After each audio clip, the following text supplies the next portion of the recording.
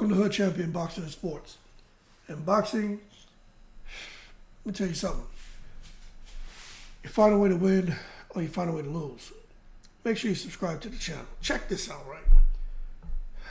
Look, it's no secret that the majority of people feel that 135 Devin Haney is the weakest of the elite. So we just gave him credit for being elite, but then we come and say he's the weakest of the elite. So we kind of slap him in the face at the same time, right? But as a result, he's the man. He's undisputed.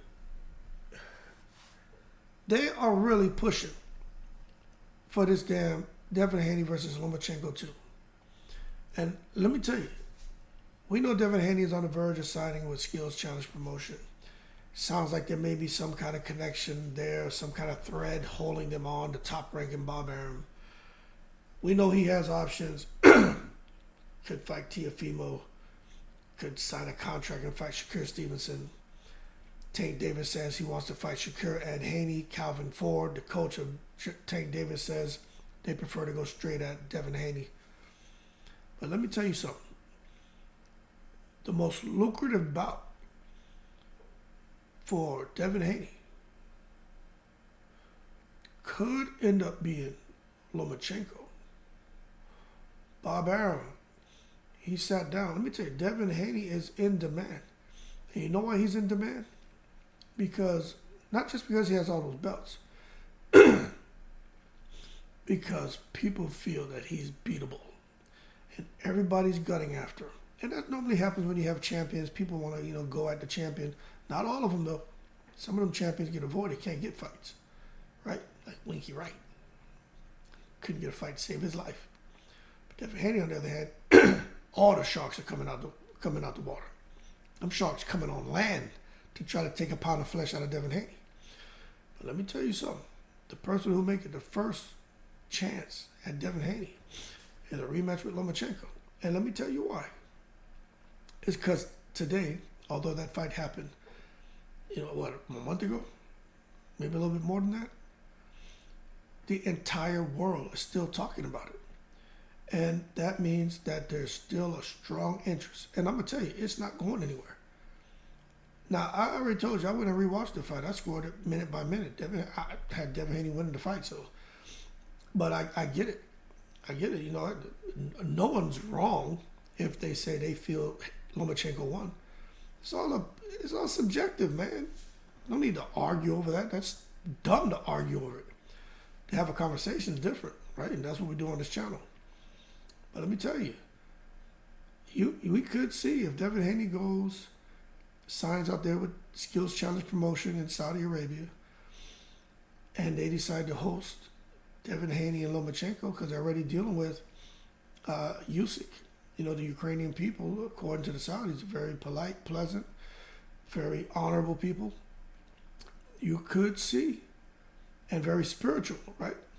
You could see Devin Haney and Lomachenko fighting in Saudi. Rematch.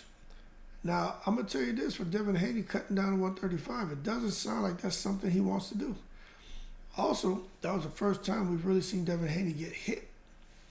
That's something Devin Haney talked about. You normally don't see Devin Haney get hit in a fight. Devin Haney was getting touched up in there in some rounds. And that's just something that, even for Devin Haney, was new to him. But let me tell you something. Devin Haney's not going to jump at the opportunity to fight Lomachenko next. That's not something, you got to take this is what happens. If it comes out and, hey, Devin, Lomachenko is the one where we can make the most money.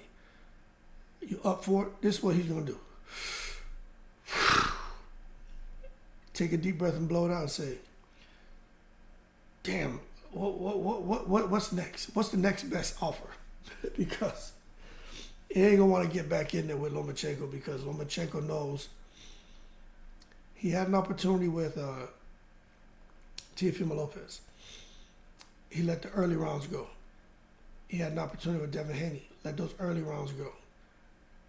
Even with Jermaine Ortiz, he kind of let some early rounds go. I think he knows if he gets the opportunity to fight Devin Haney again, he may not let those early rounds go. Okay? But that being said, man, I just hope whatever happens with Devin Haney at this point, I just really feel things are being set up a kind of way to just really break that young man down. And I know there's some people going to put comments on here and say negative stuff about Devin Haney. I don't like Devin Haney. I don't dislike him. My two favorite fighters were Zab Judah and Chris Bird.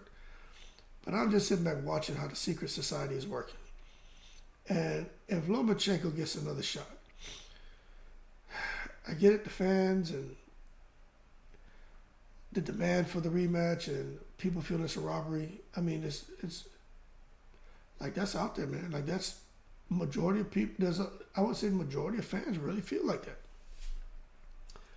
But I'm gonna tell you this: we need to hold our horses and not take it to the stupid thing. Let Devin Haney go fight a Rolly Romero. Let him fight Teofimo Lopez. You know, like those are the fights. Go up to 140. Try to pick up another title, especially now. Fight Regis Prograis if that's what you want to do. But as far as where the money is for Devin Haney, look, it doesn't sound to me like he wants to do anything at 135.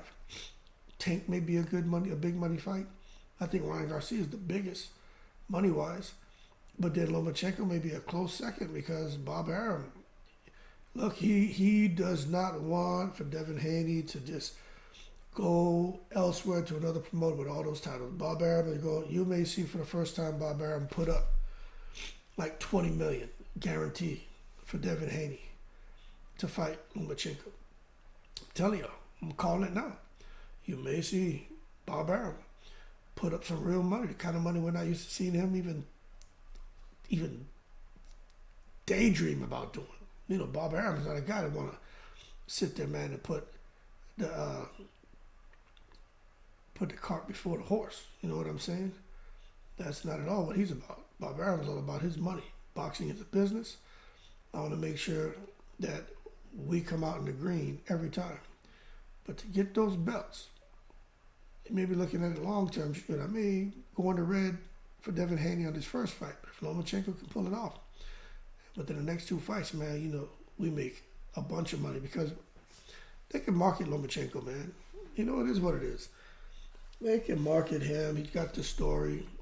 If he beats Devin Haney, then you know you got the movie coming, the Lomachenko story, Ukrainian war, the 2 gold medals, 400s, whatever, amateur fights, and second pro fight, fighting for a championship, you know, third pro fight, you know, so there's some material there. What's there for Devin Haney? The fact that this man has bought a $400,000 watch. I mean, nobody cares to learn anything about Devin Haney. Most people don't. Nobody gives a damn. What story? What's interesting about Devin Haney to people? Now Lomachenko, a lot of people find that his story is more interesting. So don't be surprised at what the secret society pulls next. But if they force that man to fight Lomachenko, not all money is good money. That's all I'll say. But they could see Devin Haney get stripped. Because if he starts moving like he doesn't want to take that fight, I see they make Lomachenko the mandatory for the first bid and titles get stripped and just totally destroy Devin Haney. They did it to Joshua. I mean, not Joshua, Josh Taylor. They did it to Josh Taylor. Why would they do it to Devin Haney? That being said, y'all keep cool. Remember, Haney has options. He has a lot of options, man. But the way it's looking, Shakur Stevenson, no. Tank Davis, probably not. Rolly, Teofimo, nope. Lomachenko, more than likely. That being said, y'all keep cool. Shout out to the veterans, all 7 continents. Look like they're going to take it to the stupid on this one. I'm in the breeze.